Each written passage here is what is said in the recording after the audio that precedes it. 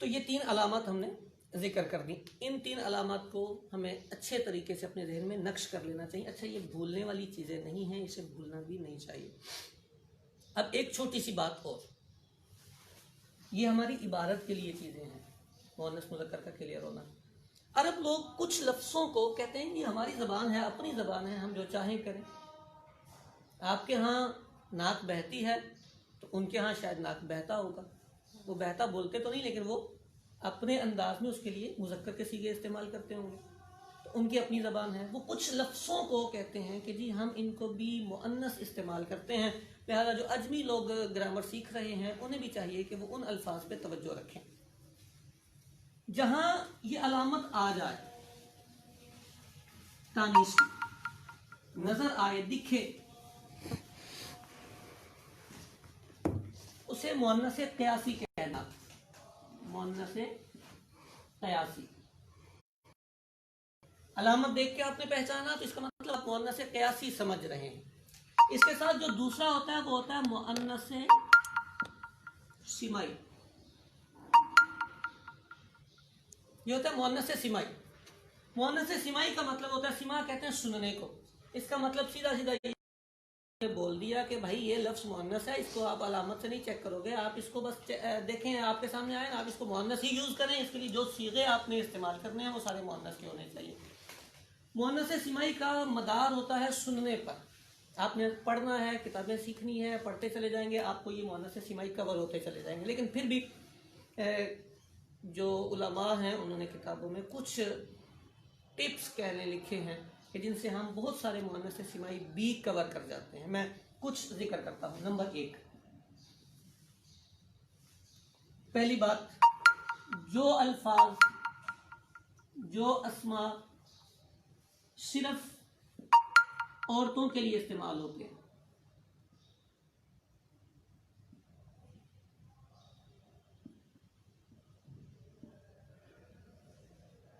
ایسے الفاظ، ایسے اسماء جو صرف عورتوں کے لیے استعمال ہوتے ہیں وہ مؤنث ہوں گے. ان میں علامت دکھے نہ دکھے کوئی فرق نہیں پڑتا. میں ایک لفظ لکھتا ہوں مثال کے طور پر. ایک لفظ ہے حامل. حامل پریگننٹ کو کہا جاتا ہے. یہ صرف عورتوں کے لیے استعمال ہو سکتا ہے. کیونکہ یہ عورتوں کے لیے استعمال ہوتا ہے، اس میں علامت نہیں ہے مؤنث کی، اس لیے یہ مؤنث ہوگا. اسی طرح اور جو دوسرے الفاظ ہیں، امن کہہ لیں. ماں کو کہا جاتا ہے، عورت ہی ماں ہوتی ہے، کوئی مرد ماں بن نہیں سکتا. تو یہ ماں کا لفظ ہے ہی عورت کے لیے، تو اس میں علامت نہیں بھی ہوگی تو بھی یہ مؤنث ہی ہے، اس کو آپ مؤنث کہیں گے. تو جو اسماء صرف عورتوں کے لیے استعمال ہوتے ہیں انہیں آپ مؤنث کہیں گے.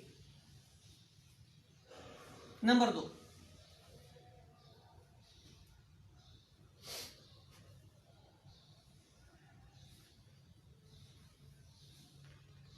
جسم کے جو جڑواں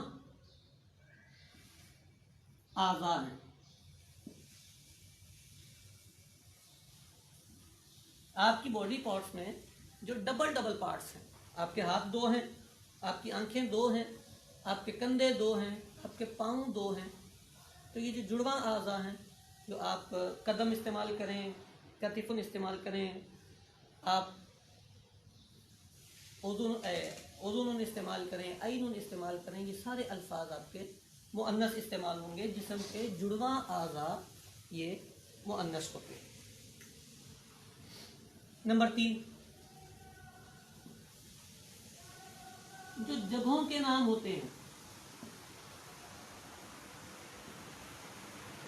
جو جگہوں کے نام ہوتے ہیں یہ بھی مؤنث استعمال ہوتے ہیں. آپ کہیں کراچی، آپ کہیں لاہور، آپ کہیں نجف، آپ کہیں کربلا، کوئی بھی جب آپ جگہ کا نام ڈسکس کریں گے تو وہ مؤنث استعمال ہوگا. جگہوں کے نام مؤنث استعمال ہوتے ہیں. 3 یہ میں نے چھوٹی چھوٹی ٹپس آپ کے سامنے رکھی. اس میں مزید بھی کچھ اضافہ ہو سکتا ہے، لیکن ان 3 پر بھی اگر اکتفا کیا جائے تو کافی ہے. قرآن مجید فرقان حمید میں جو نام ذکر ہوئے ہیں جہنم کے نام، شکر ہو گیا، شعیر ہو گیا، جہنم ہو گیا، یہ نام بھی مؤنث ہی ہوتے ہیں۔ تو یہ مؤنث سمائی چیزیں جو ٹپس کی صورت میں ہم سمجھ سکتے ہیں، یہ وہ ہے۔ اس کے علاوہ اور بھی کچھ الفاظ آپ کو جب آپ کتابیں پڑھتے چلے جائیں گے تو تانیث کے صیغے سامنے آتے ہیں تو سمجھ آ جاتی ہے کہ یہ مؤنث ہے، لیکن اتنے میں مبتدی طالب العلم جو ہے وہ اپنی گرفت رکھ سکتا ہے۔ مؤنث قیاسی اس کا علامتوں سے پہچان ہو جائے، 4 صرف یہ اصول یاد رکھ لیں تو مؤنث کو ایک حد تک ہم کور کر جاتے ہیں کہ مؤنث پہچاننے میں ہماری غلطی نہیں ہوگی۔ ایک اہم بات اور اسی سبق سے متعلق، وہ بڑے کام کی بات ہے، اس میں آپ کو بہت ساری آپ کے ابھی جو سوالات شاید آپ کر رہے ہوں گے یا ہوں گے، آپ کے ذہن میں اس کا جواب مل جائے گا آپ کو۔ وہ سوال اور جواب یہ ہے، میں پہلے قاعدہ بتا دیتا ہوں تاکہ آپ کے ذہن کا سوال نکل جائے۔ کہ جو علم ہوتا ہے، علم، تو جس کا یہ علم ہوتا ہے نا، جس کا یہ نام ہوتا ہے، اس کے اعتبار سے اس کا مذکر مؤنث ہوتا ہے۔ یعنی مثال کے طور پر علم اگر کسی مرد کا ہوگا تو وہ مذکر کہلائے گا، مؤنث کا ہوگا، عورت کا ہوگا تو مؤنث کہلائے گا۔ مثال دیکھ رہے ہیں، السلام علیکم، ممتاز ایک لفظ ہے، آپ نے ممتاز نام رکھا بھائی جان کا، بھائی جان کا نام ممتاز ہے تو آپ اس کو کہیں گے کہ یہ لفظ مذکر ہے، اس کے لیے آپ ہوا ضمیر استعمال کریں گے، انتا ضمیر استعمال کریں گے۔ لیکن اگر یہی نام کسی سسٹر کا ہو تو ممتاز باجی ہیں تو آپ انہیں ہیا سے تعبیر کریں گے، انتی سے تعبیر کریں گے، کیونکہ یہ مؤنث ہو گیا۔ اچھا، اسی طرح یہ ایک لفظ ہے طلحہ، اس کے آخر میں آگے تا، تو یہ لفظ جب کسی مرد کا نام ہوگا تو اس کو آپ مؤنث نہیں کہیں گے، یہ مؤنث نہیں کہلائے گا، یہ مذکر کہلائے گا، کیونکہ علم میں اصول یہ ہے کہ علم جس کا ہوگا اس کا اعتبار ہوتا ہے۔ علم اپنے جس کا نام ہم نے رکھا اس کے اعتبار سے اس کی تذکیر و تانیث ہم جج کرتے ہیں، اس کی طرف ویسی ضمیریں لوٹاتے ہیں۔ امیر اہل سنت کی بارگاہ میں حاضر تھے تو مکتبۃ المدینہ سے کافیہ کی شرح ناجیہ چھپی، تو وہاں کسی نے سوال کر دیا کہ جی یہ کافیہ تو مؤنث ہے، اس کے آخر میں تا لگا ہوا ہے، تو اس کی طرف آگے جو میرا خیال اس میں موصول تھا یا ضمیر تھی وہ لوٹائی گئی مذکر کی، تو وہاں امام النحو استاد ذی وقار مولانا عبدالواحد صاحب تشریف فرما تھے، تو انہوں نے یہ توجہ دلائی، اور یہ کئی طلبہ بیچارے یہاں پریشان ہوتے ہیں، وہ کہتے ہیں جی علامت آ گئی ہے، اب علامت آ گئی ہے تو اس کو تو مؤنث ہونا چاہیے، پھر وہ اس کو یوں بھی تعبیر کرتے ہیں لفظی مذکر ہے تو معنوی مؤنث ہے۔ علم کو بس یوں یاد رکھ لینا چاہیے کہ علم جس کا نام ہے اس کے اعتبار سے ہم اس کو کنفرم کریں گے کہ جی یہ مذکر ہے یا مؤنث۔ تو طلحہ مذکر ہے کیونکہ یہ مرد کا نام ہے، لہذا یہ اسی اعتبار سے اس کو مذکر ہی کہا جائے گا۔ یہ ہم نے تذکیر و تانیث کی علامتیں پڑھی۔ سبق میں فن کے اعتبار سے 2 باتیں اور استعمال کی جاتی ہیں، ایک تو میں نے مؤنث سمائی اور قیاسی آپ کا کلیئر کر دیا۔ اچھا، ہم لفظوں سے کھیلتے ہیں لیکن لفظوں کے ساتھ ساتھ ہمیں چیزوں کی بھی توجہ رہنی چاہیے۔ اب ہمارے سامنے جو مؤنث آتے ہیں نا وہ 2 طرح کے آتے ہیں، ایک وہ ہوتا ہے جو جاندار ہوتا ہے، دوسرا وہ ہوتا ہے جو غیر جاندار ہوتا ہے۔ جاندار جیسے آپ بکری، شاتن، بقراتن، آپ دیکھیں جہاں بکری آئے گی وہاں بکرا آئے گا، جہاں گائے آئے گی وہاں بیل آئے گا، اس کے مقابلے میں نر جاندار ہوتا ہے۔ اچھا، اگر غیر جاندار کو میں لوں تو شجراتن، درخت، نافذاتن، کھڑکی، یہ غیر جاندار چیزیں، ان کے ساتھ کچھ بھی نہیں ہے۔ تو اصطلاح میں کہا جاتا ہے کہ جو یہ والے جاندار ہوتے ہیں، یہ والے مؤنث ہوتے ہیں جو جانداروں سے تعلق رکھتے ہیں، انہیں مؤنث حقیقی کہا جاتا ہے۔ یہ حقیقی مؤنث ہوتے ہیں، ان کا نر بھی ہوتا ہے، ان کا مذکر بھی ہوتا ہے۔ لیکن یہ والے جو ہوتے ہیں یہ مؤنث حقیقی نہیں ہوتے، ان کو کہتے ہیں یہ بس مؤنث لفظوں میں ان کو مؤنث بنایا، ان کو خالی لفظوں میں بنایا ہوا ہے، حقیقت کے ساتھ ان کا تعلق نہیں بنتا، کیونکہ ان کا مذکر مارکیٹ میں موجود ہی نہیں ہے، دنیا میں موجود ہی نہیں ہے، یہ تو لفظ ہیں، لفظ کے اعتبار سے ہم نے ان میں علامت دیکھی تو ان کو مؤنث ہم نے کہہ دیا۔ البتہ یہ والے جو مؤنث ہیں ان کو لفظوں میں بھی ان میں علامت موجود ہے، اور ان کے اللہ آپ پہ رحم کرے دنیا میں ان کے ساتھ ان کا مذکر بھی موجود ہے، لہٰذا یہ والے مؤنث حقیقی ہیں، یہ والے مؤنث لفظی ہیں۔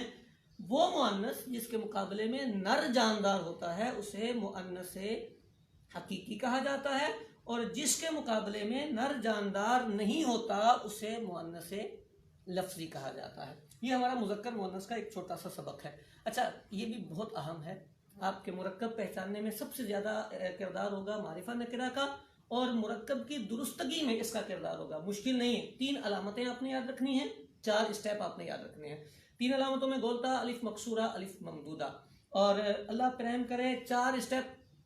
پہلا یہ کہ عورتوں کے لیے استعمال ہونے والے سارے اسما جو ہیں وہ مؤنث استعمال ہوں گے۔ نمبر 2 جگہوں کے نام، نمبر 3 جہنم کے نام، اور نمبر 4 جسم کے جڑواں اعضاء۔ یہ 4 میں نے وہ ٹپس آپ کے سامنے ذکر کیے تھے۔ ہمارا مذکر اور مؤنث کا اسم کا دوسرا چیپٹر مکمل ہوا، لیکن چونکہ ہمیں چلنا تھوڑا دور تک ہے لہذا ایک سبق ہم مزید آگے چلیں گے تاکہ ہمارا یہ مفردات کا ایک چیپٹر کلوز ہو جائے۔ اچھا، ایک پھر عرض کرتا چلا جاؤں، ہمیں پریکٹس کی ضرورت پڑے گی، ہمیں یہ چیزیں قرآن پاک سے نکالنی ہوتی ہیں۔ جب ہم قرآن پاک کھولیں پڑھیں تو قرآن پاک کے الفاظ پہ اب ہمیں توجہ کرنی ہے کہ یہ لفظ اسم ہے، معرفہ ہے یا نکرہ ہے، پھر مذکر ہے یا مؤنث ہے۔ ذہن نصیب مؤنث کا پتہ چلے تو پھر یہ بھی پتہ چلے کہ یہ سمائی ہے یا قیاسی ہے، اسی طرح حقیقی ہے یا غیر حقیقی۔ بہرحال یہ پریکٹس کرتے رہیں گے تو یہ چیزیں کور ہوتی چلی جائیں گی۔ اسم کو ہم دوبارہ چھیڑیں گے، تھوڑا واپس چل کے۔ پہلے ہم نے اسم کو چھیڑا تو بنایا معرفہ نکرہ، ایک سبق۔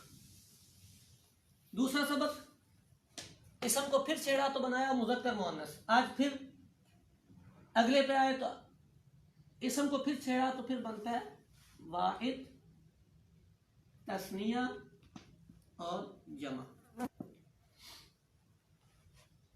واحد، تثنیہ اور جمع۔ اردو اور انگلش میں واحد اور جمع ہوتا ہے، عربی والے ایک لفظ مزید درمیان میں رکھتے ہیں، وہ ہوتا ہے تثنیہ۔ 2 کے لیے یہ بولتے ہیں 1 2 3، 1 2 3 نہیں۔ واحد وہ لفظ ہوتا ہے جو ایک پر دلالت کرتا ہے، تثنیہ وہ ہوتا ہے جو 2 پر دلالت کرتا ہے، جمع وہ ہوتا ہے جو 2 سے زائد پر دلالت کرتا ہے۔ یہ واحد، تثنیہ اور جمع کا بنیادی سا کانسیپٹ ہے۔ اچھا، مجھے یاد آیا کل جب ہم نے سبق پڑھایا ہے تو ہم نے ضمیریں پڑھائی تھیں اور اس میں نحنو کی ضمیر آئی، تو کسی طالب علم نے پوچھا جی کہ نحنو مفرد ہے یا جمع؟ تو یہ سوچنا پڑے گا اب یہ کہ یہ مفرد ہے یا جمع۔ میں نے عرض کیا تھا کہ اگر ہم ترتیب سے اپنے اسباق کو لے کے چل رہے ہوں گے تو ہمیں بڑی آسانی سے چیزیں سمجھ میں آتی چلی جائیں گی۔ ہم ابھی مرکب پہ تو پہنچے ہی نہیں، ٹھیک ہے؟ تو مفرد کے ساتھ جمع کو جوڑنا اس میں کوئی حرج کی بات نہیں۔ نحنو مفرد بھی ہے، جمع بھی ہے۔ نحنو مفرد بھی ہے، جمع بھی ہے۔ آپ دیکھیں یہ اسم ہے نا، اسم کے اوپر ہے مفرد، یعنی مفرد کی ہم نے 3 قسمیں بنائی تھیں، اسم، فعل، حرف۔ تو مفرد شروع ہوا تو اسم پہ آئے، اسم سے ہم واحد، تثنیہ اور جمع پہ آئے۔ لفظ واحد کا ہو، تثنیہ کا ہو یا جمع کا ہو، وہ مفرد ہی ہوگا، وہ مفرد ہوگا، مرکب نہیں ہوگا۔ میرا خیال ہے بات سمجھ آ رہی ہوگی کہ یہ مفرد کی اقسام ہے۔ جمع میں کیا ہوتا ہے؟ الفاظ زیادہ ہوتے ہیں، مرکب میں الفاظ زیادہ ہوتے ہیں، 1 لفظ 2 لفظ، تو وہ مرکب بنتا ہے۔ جہاں الفاظ زیادہ نہیں ہوں گے نا وہ مفرد رہے گا، معنی چاہے اس کے زیادہ ہو جائے، معنی جو زیادہ ہوتے ہیں وہ مفرد کے ہی ہوتے ہیں۔ یہ واحد، تثنیہ، جمع اسی لیے بنتا ہے، واحد بھی مفرد ہے، تثنیہ بھی مفرد ہے اور جمع بھی مفرد ہے، اسے یاد رکھیے گا۔ تو اب نحنو کیا بنے گا جی؟ نحنو مفرد بنے گا، جمع بھی ہے، صیغہ جمع کا ہے اور ہے یہ مفرد چونکہ اسم ہے۔ ابھی تک ہم نے جتنا کچھ پڑھا ہے وہ سارا مفردات میں ہی پڑھا ہے، مرکبات پہ بھی ہم پہنچے ہی نہیں۔ جی، واحد، تثنیہ اور جمع۔ واحد وہ ایک ذات پر دلالت کرتا ہے، تثنیہ وہ اسم ہوتا ہے جو دو پر دلالت کرتا ہے، اور جمع وہ ہوتا ہے دو سے زیادہ پر دلالت کرتا ہے۔ اب آپ کو کیسے پتہ چلے گا کہ جی یہ والا جو لفظ ہے ایک پر دلالت کر رہا ہے کہ دو پر، کہ دو سے زیادہ پر؟ یہ پتہ چلے گا تو آپ ڈیسائیڈ کریں گے نا یہ واحد ہے، تسنیہ ہے یا جمع ہے۔ اچھا اسی طرح یہ والا جو لفظ ہے یہ واحد پہ دلالت کرتا ہے، جمع پہ دلالت کرتا ہے، یا تسنیہ پہ دلالت کرتا ہے؟ یہ کیا ہے؟ یہ واحد ہے، تسنیہ ہے، جمع ہے؟ کیونکہ ڈیفینیشن تو ہمیں یاد ہو گئی، جو ایک پر دلالت کرے وہ واحد ہوتا ہے، جو دو پر دلالت کرے وہ جمع تسنیہ ہوتا ہے، اور جو دو سے زیادہ پر دلالت کرے وہ جمع ہوتا ہے۔ ٹھیک ہے جی، لیکن ہمیں لفظوں سے کیسے پتہ چلے؟ تو میرا تو پرسنلی زور اسی پہ ہوتا ہے کہ ہمیں لفظوں سے ہی پتہ چلنا چاہیے۔ ہمیں تعریفات خود ہم بعد میں اپلائی کرتے رہیں گے، ہمیں لفظوں کی پہچان ہونی چاہیے۔ تو میں لفظوں کی پہچان پہ بات کرتا ہوں۔ سب سے پہلے میں تسنیہ پہ بات کر لیتا ہوں، یہ آسان ہو جائے گا ہمارے لیے۔ تو تسنیہ کی پہچان یہ ہوتی ہے کہ کسی بھی لفظ کے آخر میں آنی کی آواز آئے یا عینی کی آواز آئے۔ لفظ کے آخر میں ایک لفظ مکمل ہو اور اس کے آخر میں آنی یا عینی کا ساؤنڈ آئے، آواز پیدا ہو، نون زیر نہیں ہے، یہ یاد رکھنے کا۔ تو ہم اس لفظ کو تسنیہ ہی ڈکلیئر کریں گے ہر جگہ۔ مثال کے طور پر ایک لفظ ہے ہمارے پاس کتاب، تو اس کتاب کو اگر ہم تسنیہ کے فارم میں لے کے جائیں تو یہ بنتا ہے کتابانی۔ ٹھیک ہو گیا؟ اسی طرح قلم، تو قلم سے قلمان، ایسا دونوں بنا لیتے ہیں، دونوں کتابانی کتابین، دونوں ہی تسنیہ ہے، یوز دونوں کا الگ الگ ہوتا ہے بٹ ہیں دونوں تسنیہ۔ تو کتابین، اچھا قلم ہے تو قلم سے آگے آ گیا جی قلمانی اور قلمین۔ کراستن لکھا تھا ہم نے تو کراستانی کراستین۔ طیبتن ہے طیبتانی طیبتین۔ علیمن ہے علیمانی علیمین۔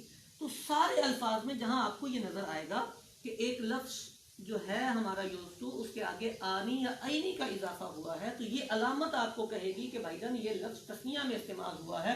اب آپ نے اس کے ترجمے میں دو کا لفظ بڑھانا ہے، فگر آئے گا اس کا۔ آپ کتابان لکھا ہوگا تو آپ کو یہ نہیں کہنا کتاب، آپ کو یہ کہنا یہ دو کتابیں، دو کتابیں مینشن کرنی پڑیں گی، کیونکہ یہ جو آنی ہے یہ علامت آپ کو بتاتی ہے کہ یہ صیغہ تسنیہ کا ہو چکا ہے، اس میں دو کا لفظ آئے گا۔ ٹھیک ہو، یہ سب سے آسان تھا تسنیہ، سمپل ہے۔ اچھا آپ ہزاروں الفاظ نکال سکتے ہیں، بنا سکتے ہیں، جو کچھ آپ کو آتا ہے سب کا آپ تسنیہ بنائیں۔ آپ والدین بولتے ہیں تسنیہ ہے، حرمین بولتے ہیں تسنیہ ہے، طیبین بولتے ہیں تسنیہ ہے۔ تو یہ تسنیہ کی علامت ہوتی ہے، آنی اور عینی دونوں تسنیہ کی علامات ہوتی ہیں۔ یہ ہمارا تسنیہ ہوا مکمل۔ تسنیہ کے بعد ہم چلتے ہیں جمع پہ، اور آخر میں واحد پہ آنا ہے ہم نے، جمع۔ اچھا جمع کو پہچاننے کے لیے میں یہ عرض کروں گا کہ اس کو ہم دو حصوں میں تقسیم نہ کر لیں؟ جی دو حصوں میں ہم اسے تقسیم کرتے ہیں۔ پہلی جمع ہم بناتے ہیں، ایک ہے جمع سالم اور دوسری ہے مکسر۔ یہ اصطلاحات ہیں، علماء کہتے ہیں کہ یہ یاد ہونی چاہیے، میں پہچانے یاد کرواتا چلا جاؤں گا۔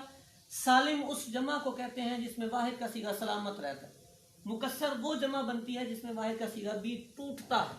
چلے یہ تعریف تھی، پہچان ابھی بتانی ہے۔ اس کو پہچاننے کے لیے پھر میں دو طرف تقسیم کر دیتا ہوں اس کو۔ یہ جو جمع سالم ہے یہ بنے گی جمع مذکر سالم، اور یہ بنے جمع مؤنث سالم۔ ٹھیک ہو گئی؟ جمع پہچاننے چلے ہیں ہم، جمع سالم پہ آئے۔ جمع سالم کو دو حصوں میں ہم نے لیا تاکہ علامتیں ہمیں اچھے سے یاد ہو جائیں۔ یہ جو جمع مذکر سالم ہے اس کو اب اگر آپ نے پہچاننا ہو تو اس کے آخر میں ساؤنڈ پیدا ہوتا ہے جی اونا، اونا کا ساؤنڈ پیدا ہوتا ہے، آواز پیدا ہوتی ہے، یا اینا، وہ آنی اور عینی تھا، نون کے نیچے زیر تھا، یہ یاد رکھنا ہے۔ جمع مذکر سالم کی آواز میں اونا یا اینا پیدا ہوتا ہے، یہ آواز آتی ہے۔ مسلمون، کافرون، کافرین، یہ سارے صیغے چونکہ جمع کے ہیں اسی لیے ان کے آخر میں اونا اور اینا کے الفاظ ہوتے ہیں. طیبون، طاہرون، طاہرین، متطہرین، یہ سارے الفاض جمع کے ہیں کیونکہ ان کے آخر میں اونا اور اینا کی آواز پیدا ہو رہی ہے. اور یہ یاد رکھنا چاہیے کہ یہ جمع مذکر سالم کے ہیں. یہ بھی ضروری ہوتا ہے کہ ہمیں چیزیں اپنی ترتیب سے ساری یاد رہیں. آنی اور عینی آئے تو تثنیہ، اور جب اونا یا اینا آئے تو جمع مذکر سالم. اچھا، اس کی علامت یہ ہوتی ہے کہ الف کے ساتھ بڑی تا آتی ہے. آت، آپ پڑھتے ہیں التحیات والصلوات والطیبات، لیکن الطیبات یہ دیکھنا ہے آپ، یہ الف اور تا آیا تو اس کا مطلب یہ جمع مذکر سالم ہے. ہمیں علامت دکھ رہی ہے. المحصنات، مارکر ملے گا، المحصنات. اب دیکھیں اس کے آخر میں بھی الف اور تا آیا. Writing clear? المحصنات کے آخر میں گول تا آیا ہے. تو یہ دیکھیں یہ جو علامت ہے یہ جمع مؤنث سالم کی ہے. ہم جمع کو پہچان گئے. اونا آ جائے تو جمع، اینا آ جائے تو جمع، آت آ جائے تو جمع. البتہ ہمیں نام بھی یاد رکھنے ہیں. اچھا، یہ والا بھی ہمارا کلیئر ہوا اور یہ والا پورشن بھی کلیئر ہوا. 3 علامتیں ہم نے ابھی یاد کی. چوتھا ہے جی جمع مکسر. جمع مکسر میں کہا جاتا ہے جی چند الفاظ ہیں جو ہمیں یاد کرنے ہوتے ہیں. اگر وہ ہم یاد کر لیں تو جمع مکسر جو یوز ٹو ہیں وہ ہمیں کلیئر ہو جائے گا. جمع مکسر کے چند الفاظ، چند وزن. میں اپنے طلباء کو جب پڑھاتا ہوں تو میں انہیں کہتا ہوں یار میرا نام یاد ہے آپ کو؟ اب آپ جو آن لائن آئے ہیں ہمارے ساتھ انہیں تو مجھے پتہ ہی نہیں کہ میرا نام یاد ہوگا یا نہیں ہوگا، لیکن چونکہ جمع مکسر پڑھانا ہے. پہلا ایک وزن ہے افعال. یہ افعال نہیں ہے. افعال آپ کو صرف والے استاد صاحب بتائیں گے. ہم بتا رہے ہیں افعال. یہ میرا نام بنتا ہے جی اظہار. اظہار دیکھیے یہ وزن چڑھانے کا طریقہ ہوتا ہے. افعال اظہار، ایک انداز میں، ایک پروننسیشن میں جو ادائیگی ہوتی ہے اسے کہتے ہیں وزن چڑھانا. تو افعال اظہار، یہ جو وزن ہے یہ اظہار ایک مثال بنتی ہے. یہ اصل وزن یاد رکھنا ہوتا ہے. یہ وزن جمع مکسر کا ہے. آپ اپنی اگر اردو پہ توجہ کریں تو آپ روزانہ کی بنیاد پر سینکڑوں الفاظ ایسے بولتے ہیں جو جمع مکسر ہوتے ہیں. آپ اخبار بولتے ہیں، آپ اقوال بولتے ہیں، آپ اظہار تو میرا دیگر کئی سارے ایسے الفاظ استعمال کرتے ہوں گے جو اسی وزن پر آتے ہوں گے. اس کی اگر آپ توجہ کریں اپنی اردو پہ تو آپ کو اپنی اردو میں یہ الفاظ کثرت سے مل جائیں گے. اچھا، پھر دوسرا وزن جو ہے ہمارے پاس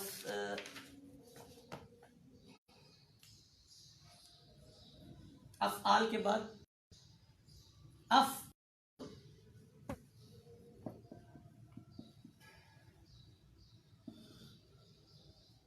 افعلتن، اعبنتن، اس کا وزن آ جاتا ہے.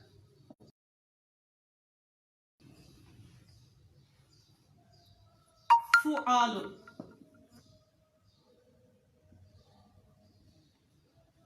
خدام. خدام المساجد سنا ہوگا ہم نے. اللہ مجلس کو سلامت رکھے، مسجدیں بنانے کی ذمہ داریاں لے رکھی ہیں. پر خدام یہ بھی جمع ہے. اچھا، فعول، ابھی ہم نے پڑھا تھا نجوم.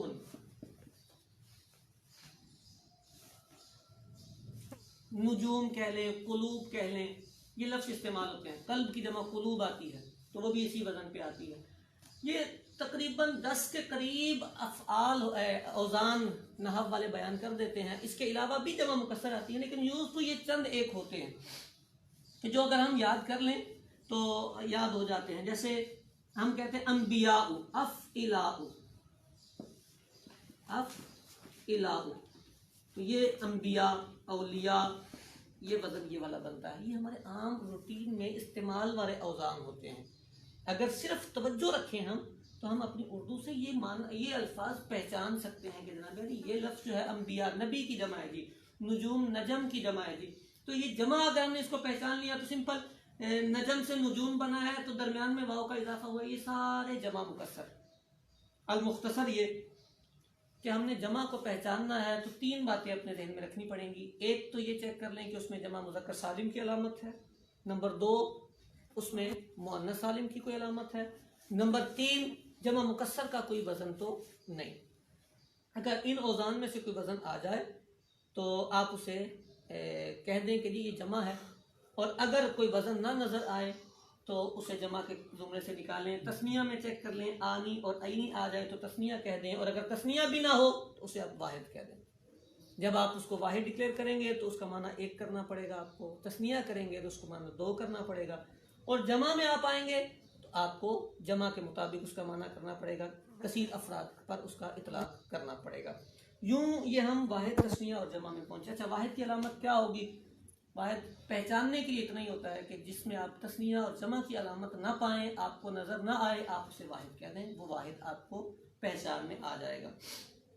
تو واحد, تسنیہ, جمع. ابھی تک میرے سبق میں ہم نے 3 چیپٹر کلیئر کیے ہیں اسم کے. اسم کا پہلا چیپٹر تھا معرفہ اور نکرہ. تو معرفہ اور نکرہ میں ہم نے تفصیل سے پڑھا پہچاننے کے لیے. معرفہ کی ہم نے 6 اقسام تفصیل سے پڑھی, ایک کو ہم نے چھوڑا.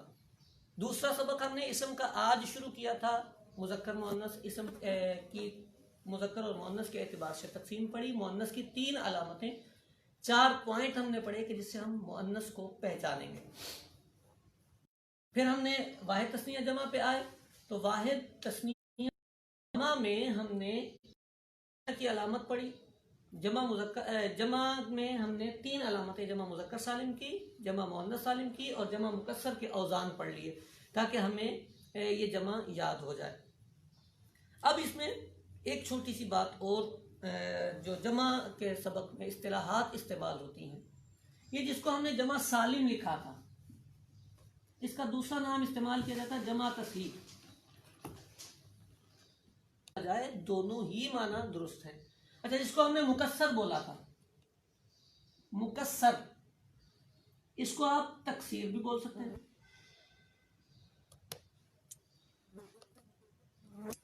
اس کو آپ تکسیر بھی بول سکتے ہیں. اس میں کوئی مذائقے اور حرج کی بات نہیں ہوتی. بنیادی طور پر یہ 2 نام آ گئے. ایک چھوٹی سی اور اہم بات اور, عربی میں کچھ لفظ ایسے ہوتے ہیں جو جمع نہیں ہوتے, یعنی نہ کوئی جمع کی علامت, نہ کوئی جمع کا وزن, لیکن ان کا جو معنی ہوتا ہے وہ جمع میں آ رہا ہوتا ہے. مثال کے طور پر اگر میں کہوں قوم,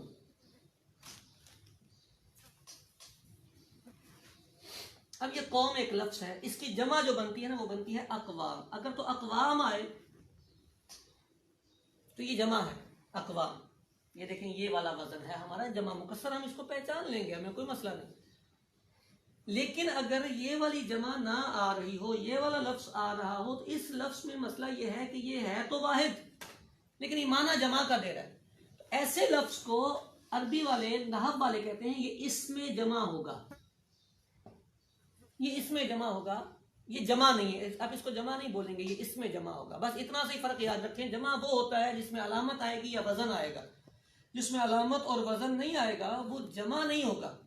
البتہ اگر وہ جمع کا معنی دے دے تو اس کو اس میں جمع کہا جاتا ہے.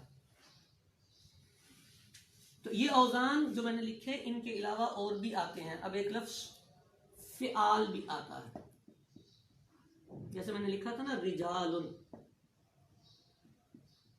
یہ رجل کی جمع ہے, رجل کہتے ہیں آدمی کو, اور آدمی کی جمع ہے رجال, فعال کے وزن پر آتی ہے. تو یہ الفاظ ہمیں یاد ہونے چاہیے.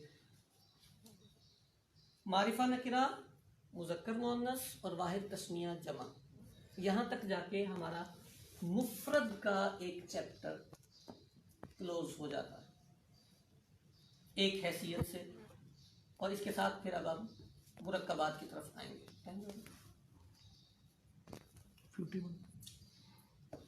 اپنے اسباق میں پریکٹس کی طرف تھوڑی سی زیادہ ہمیں توجہ دینی پڑے گی. میں چند باتیں معرفہ نکرہ مذکر مؤنث واحد تثنیہ جمع کے حوالے سے مزید عرض کر دیتا ہوں.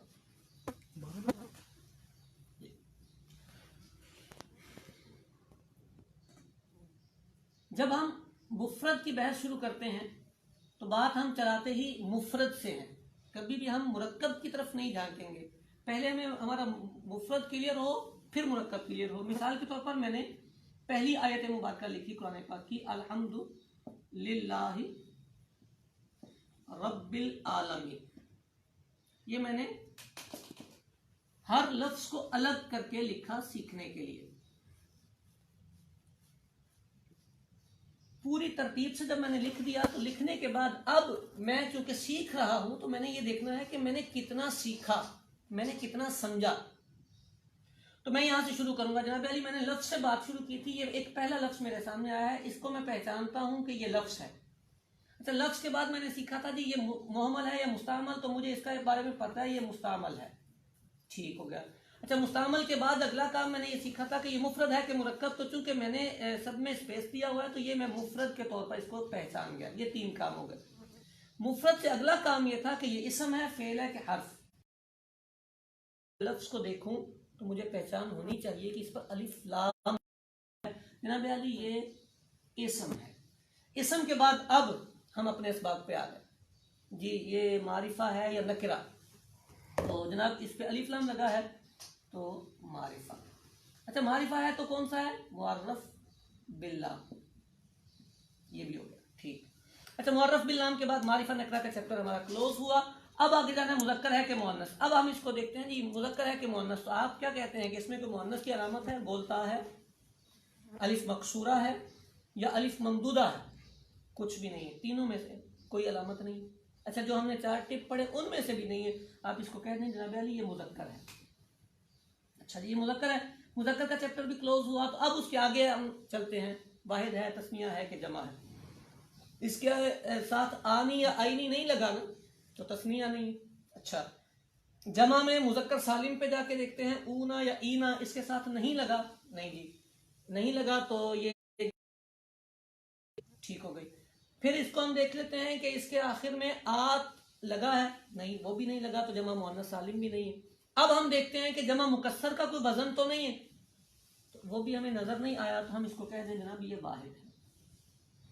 یہاں تک ہم نے پڑھا ہوا ہے. سو ہماری ڈیٹیل ایک لفظ میں اپنے اسباب کی کمپلیٹ ہوئی. یہ دوسرا لفظ ہمارے سامنے آیا. سیم اسی ڈیٹیل میں ہم اس کو لکھتے ہیں. یہ بھی لفظ ہے. پھر یہ مستعمل ہے لام. مستعمل کے بعد یہ مفرد ہے. اب مفرد کے بعد ہم نے سوچنا شروع کیا کہ یہ اسم ہے، فعل ہے کہ حرف. پتہ نہیں اب سب کو یہ پتہ ہوگا کہ نہیں ہوگا. جو نئے طلبہ ہیں حروف جارہ ہم نے یاد کروائے تھے. باؤ، تاؤ، کاف و لام، واؤ، منز و مز، خلا، رب حاشا من ادافی ان الا حتی الا. تو اس میں تھا باؤ، تاؤ، کاف و لام تھا. یہ کیا تھا؟ حرف جار. تو مفرد کے بعد ہم اس کو لکھیں گے جی چلیں جی حرف ہے. اب آپ میں سے کوئی یہ بتا دیں ہمیں کہ جناب یہ جو حرف ہے اس کے آگے لکھنا ہے معرفہ ہے کہ نکرہ ہے. تو کیا لکھیں؟ یہ معرفہ ہوگا کہ نکرہ ہوگا؟ کوئی پتہ نہیں کیا ہوگا. یہ معرفہ ہوگا کہ نکرہ ہوگا؟ ہاں جی، یہ نہ معرفہ ہوگا نہ نکرہ ہوگا. حرف والا چیپٹر ہمارا یہیں کلوز ہو جاتا ہے. اس سے آگے معرفہ نکرہ بھی نہیں چلے گا، مذکر مؤنث بھی نہیں چلے گا، واحد تثنیہ بھی نہیں چلے گا. کیونکہ یہ جو تینوں چیپٹرز ہیں یہ اسم کے ہیں. اسم نہیں ملے گا تو بات کلوز ہو جائے گی. امید ہے کہ بات سمجھ آئی ہوگی. اسم آئے گا تو اس کی آگے ڈیٹیل چلے گی. حرف آئے گا تو بات ختم ہو جائے گی ہماری. یہ حرف جات ہے. اس کے بعد لفظ اللہ اس میں جلالت ہے. سیم اسی پیٹرن پر اس کو بھی دیکھیں گے. یہ لفظ ہے، مستعمل ہے، مفرد ہے، اسم ہے. اسم کے بعد یہ معرفہ ہے، یہ علم ہے اللہ تعالیٰ کا. اچھا، اس کے بعد یہ مذکر ہے اور اس کے بعد یہ واحد بھی ہے. رب کا بھی اسی طرح دیکھا جائے گا. عالمین پہ پہنچیں گے. عالمین میں بھی یہ لفظ ہے، مستعمل ہے، مفرد ہے. مفرد کے بعد اس پہ بھی الف لام. اسم کے بعد اب آپ نے یہ دیکھنا ہے کہ یہ معرفہ ہے کہ نکرہ ہے. تو الف لام لگا ہے تو یہ معرفہ ہے. معرفہ کے بعد اب معرف باللام. اچھا، معرف باللام کے ساتھ پھر واحدہ مذکر ہے کہ مؤنث، ترتیب سے یاد رکھیں گے تو مذکر مؤنث اس کا چیک کریں گے، علامت مؤنث کی نہیں تو اس کو مذکر کہیں گے، اور پھر اس کے بعد واحد تثنیہ اور جمع کی علامت چیک کر کے اس کو بتائیں گے کہ یہ جمع ہے اور مذکر سالم ہے۔ یوں ہمارا یہ پیٹرن بن جائے گا۔ تو قرآن پاک آپ کھول کے پڑھنا شروع کیجئے، قرآن پاک سے آپ کو یہ تفصیل اور ڈیٹیل اللہ نے چاہا تو بآسانی ملتی چلی جائے گی۔ آخری کل ایک سوال آیا تھا جو میں نے آخر میں گفتگو کی تھی، اور سلام پر لگانا ہے۔ جو بچے یوں لکھتے ہیں اسلام، یہ لفظ الگ ہے، اسلام جو ہم سلام لیتے ہیں وہ سلام لفظ ہوتا ہے، نکرہ بولیں تو سلام، یا نبی سلام علیک، تو سلام لفظ ہوتا ہے۔ اب اس سلام لفظ پر اگر آپ الف اور لام لگا کے اس کو معرفہ کرنا چاہتے ہیں تو الف اور لام دونوں لگانے چاہیے، ایک نہیں۔ اگر آپ اس کو ہٹا کے پڑھیں گے تو یوں تشدید لگائیں گے تو یہ غلطی کہلائے گی، معنی بدلے نہ بدلے ایک الگ بات ہے، لیکن یہ لفظ نہیں درست ہوگا۔ لفظ کی درستگی کے لیے ضروری ہے کہ یہ جو پورا ایک حرف ہے یہ پورا لگائیں، حرف تعریف پورا لگائیں۔ تو اسلام یہ لفظ ہے، السلام یہ لفظ ہے، تو لکھنے کے لیے السلام علیکم لکھنا چاہیے۔ رب العالمین جل جلالہ اپنے حبیب پاک صلی اللہ علیہ وسلم کے صدقے ہمیں سیکھنے، سمجھنے اور اس پر عمل۔ کل سیم ٹائم اللہ کے ساتھ حاضر ہوں گے۔